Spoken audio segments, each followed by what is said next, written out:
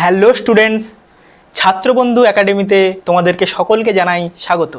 আমি সুখেন বৈদ্য তোমাদের জন্য নিয়ে এসেছি রাষ্ট্রবিজ্ঞান নিয়ে আলোচনা করতে, রাষ্ট্রবিজ্ঞানের সিলেবাস নিয়ে আলোচনা করতে। তোমরা যারা এবছর মাধ্যমিক পরীক্ষা দিয়েছো, যারা নতুন 11-এ উঠবে, তোমরা জানো দীর্ঘ 34 বছর পর জাতীয় শিক্ষানীতি পরিবর্তিত হয়েছে। সেই জাতীয় শিক্ষানীতি অনুসারে আমাদের এবারের যে সিলেবাস সেটি হবে সেমিস্টার ভিত্তিক, অর্থাৎ তোমরা ক্লাস 11-এ 2টি সেমিস্টারে পরীক্ষা দেবে এবং ক্লাস 12-এ 2টি সেমিস্টার। আমরা তোমাদের জন্য ক্লাস 11-এর মোট 10টি সাবজেক্ট, কলা বিভাগে যে সাবজেক্টগুলোতে তোমরা বিভিন্ন স্কুলে বেশিরভাগ বিদ্যালয়ে দেখতে পাও, সেগুলো নিয়ে বিস্তারিত আলোচনা তোমাদের জন্য নিয়ে আসছি। সমস্ত সিলেবাস থেকে শুরু করে সমস্ত আলোচনা তোমাদের জন্য আমরা এই চ্যানেলেই আমরা করব। ফলে তোমরা যারা এই বিষয়ে বিশেষ আপডেট পেতে চাও তারা আমাদের চ্যানেলটিকে সাবস্ক্রাইব করো এবং আমাদের সাথে থাকো।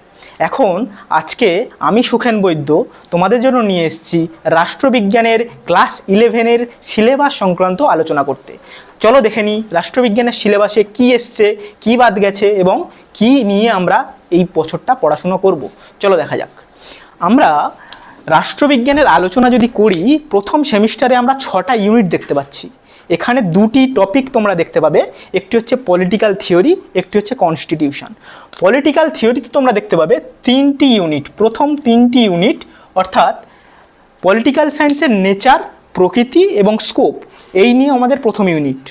দ্বিতীয় ইউনিটে কি বলছে? দ্বিতীয় ইউনিটে যেটা আমাদের আলোচনা করতে হবে সেটি হলো স্টেট, যাকে আমরা বলি রাষ্ট্র।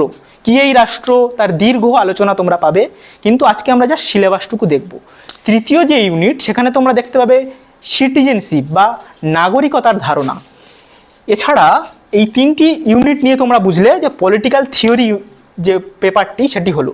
আরও একটি পেপার তোমাদের ফার্স্ট সেমেস্টারে পড়তে হবে, সেটি হলো কনস্টিটিউশন বা সংবিধান।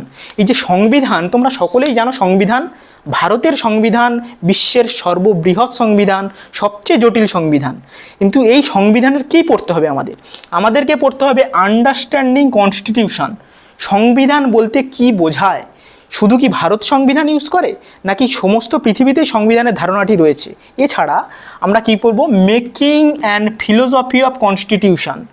ভারতের যে সংবিধান, সেই সংবিধানের ফিলোসফি, সেই সংবিধানের দর্শন, সেই সংবিধানটি কি করে তৈরি হলো সেটি আমরা দেখতে পাবো এই ইউনিটটি আলোচনা করতে গিয়ে।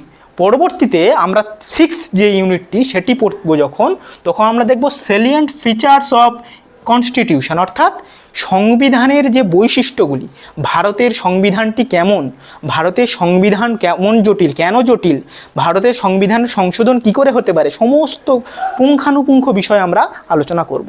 এই যে 6টি, এটি গেল তোমাদের প্রথম সেমিস্টার। এই প্রথম সেমিস্টারটি তোমাদের জন্য বলে রাখি, এই প্রথম সেমিস্টারটি হবে সম্পূর্ণ এমসিকিউ ভিত্তিক। তোমরা ভালো করে নোট করে নাও, প্রথম সেমিস্টারটি শুধুমাত্র এমসিকিউর উপর ভিত্তি করে হবে। তাহলে তোমরা যে প্রথম সেমিস্টারটি দেবে তার ফুল মার্কস কত হবে? তার মার্কস হবে 40। অর্থাৎ তোমরা যদি দেখো প্রথম ইউনিটে তোমরা 4টি কোয়েশ্চেন্স পাবে, সবগুলোই এমসিকিউ হবে, মাল্টিপল চয়েস কোয়েশ্চেন, অর্থাৎ 4টি অপশান থাকবে, তার থেকে তোমাদের অ্যান্সার করতে হবে।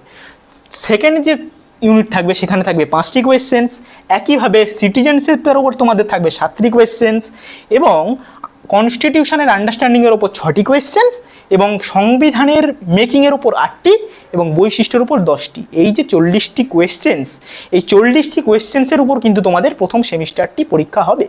সুতরাং তোমরা বুঝতে পারলে সমস্ত সিলেবাসের ফ্রেমওয়ার্কটি কেমন হতে চলেছে। এবার আমরা দেখব যে দ্বিতীয় যে সেমিস্টারটা তোমরা পরীক্ষা দেবে তার ফিচার্স কেমন হতে চলেছে দেখে নেব। সেখানেও তোমরা দেখতে পাবে 6টি ইউনিট রয়েছে। তাহলে কি কি রয়েছে ইউনিট, চলো দেখে নিই। প্রথম যে ইউনিট সেটি হলো কি কনসেপ্ট অফ পলিটিক্যাল থট, অর্থাৎ পলিটিক্যাল থিওরি বলতে অ্যাকচুয়ালি বোঝায় কি, পলিটিক্যাল থিওরি কি, তার বেসিক্স আমরা জানব। পরবর্তী ইউনিট কি? নেশন অ্যান্ড ন্যাশনালিজম, জাতি এবং জাতীয়তাবাদ। তোমরা হয়তো শুনে থাকবে জাতি সম্পর্কে শুনবে, জাতীয়তাবাদ সম্পর্কে শুনবে, কিন্তু এই জাতীয়তাবাদের ধারণাটি আসলে কি, এটি কিভাবে এলো, কিভাবে এর বিবর্তন হলো, সমস্ত বিষয়টা আমরা অত্যন্ত গভীরের সঙ্গে জানব।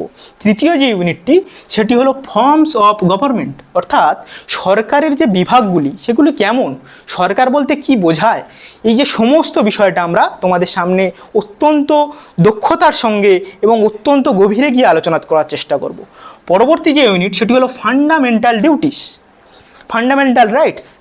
তোমরা জানো ভারতের সংবিধানে এবং সমস্ত বিশ্বের সমস্ত রকম সংবিধানে নাগরিকদের জন্য বেসিক কিছু রাইটস অর্থাৎ ফান্ডামেন্টাল রাইটস, যে রাইটসগুলো কোনো অবস্থাতেই পরিবর্তন করা যায় না তেমন রাইটস দেওয়া হয়েছে। সেই বিষয়ে তোমাদের পড়তে হবে ইউনিট 5-এ। ইউনিট 6-এ এসে তোমরা দেখবে ইলেকশন অ্যান্ড রিপ্রেজেন্টেশন, অর্থাৎ নির্বাচন এবং প্রতিনিধিত্বের যে ধারণা। তোমরা দেখতে পাবে যে কিভাবে একটি দেশে নির্বাচন হয়, ভারতেরই বা নির্বাচন কেমনভাবে হয়, কি কি সিস্টেমে নির্বাচন হয়, সমস্ত বিষয়টা এখানে তোমরা দেখতে পাবে। তাহলে তোমরা প্রথম যে সেমেস্টারটা দেখলে সেখানে তোমরা পেয়েছো 40 নাম্বার। দ্বিতীয় সেমেস্টারেও কি এমসিকিউ? না, ভালো করে নোট করো।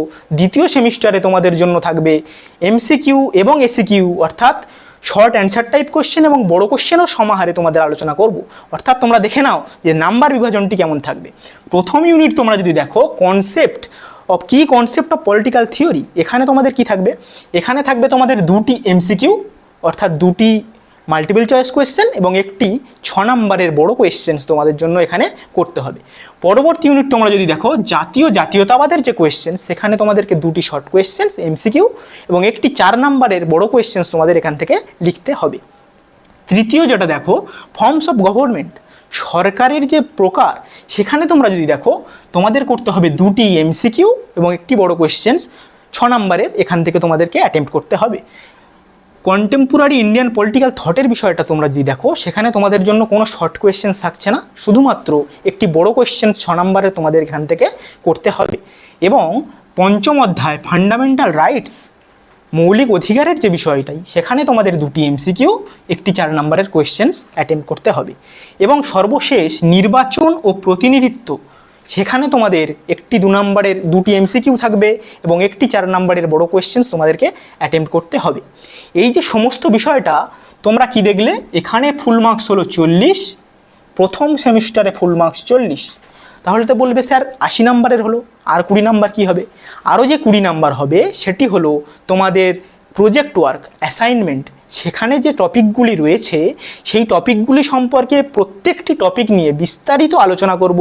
প্রত্যেকটি সাবজেক্টে, যেমন আমি সুখেন বৈদ্য তোমাদের জন্য নিয়ে আসবো পলিটিক্যাল সায়েন্সের এবং সমস্ত আর্টস বিভাগের যে সাবজেক্ট রয়েছে প্রধান 10টি সাবজেক্ট নিয়ে বাংলা ইংরেজি সহ তোমাদের জন্য সমস্ত সিলেবাস কভার, অ্যাসাইনমেন্ট কভার তোমাদের জন্য আমরা খুব শীঘ্রই নিয়ে আসতে চলেছি। শুধুমাত্র ছাত্রবন্ধু একাডেমিতে সম্পূর্ণ নতুন সিলেবাস ভিত্তিক আলোচনা এবং অত্যন্ত গভীরে গিয়ে আলোচনা করার আমরা চেষ্টা করব। তাহলে এই যে পুরো পেজটা আমি আলোচনা করলাম, তোমরা এই পেজটি একটা স্ক্রিনশট নিয়ে রাখতে পারো তোমাদের বোঝার সুবিধার জন্য। এবং এছাড়া তোমরা যেটা করতে পারো সেটা হচ্ছে আমাদের ডেসক্রিপশানে যেতে পারো। সেই ডেসক্রিপশানে গিয়ে তোমরা আমাদের এই যে পিডিএফটি আমাদের যে সংসদ দিয়েছে সেটি তোমরা ডাউনলোড করতে পারো। তাহলে আজ এটুকুই রাখলাম। পরবর্তী ভিডিওতে খুব শীঘ্রই তোমাদের জন্য ক্লাস নিয়ে আসতে চলেছি। তোমরা জানো আমরা ফ্রি ক্লাসের আয়োজন করতে চলেছি, তোমাদেরকে সকলকে নিয়ে আমরা ফ্রি ক্লাসের আয়োজন করব। সুতরাং যত শীঘ্র সম্ভব চ্যানেলটি সাবস্ক্রাইব করো, লাইক করো, বন্ধুবান্ধবদের মধ্যে শেয়ার করো এবং খুব শীঘ্রই দেখা হচ্ছে প্রথম ক্লাস নিয়ে গভীরে আলোচনা, অত্যন্ত বেসিক্স আলোচনা তোমাদের সকলের জন্য নিয়ে আসছি। আজকের জন্য ধন্যবাদ, নমস্কার।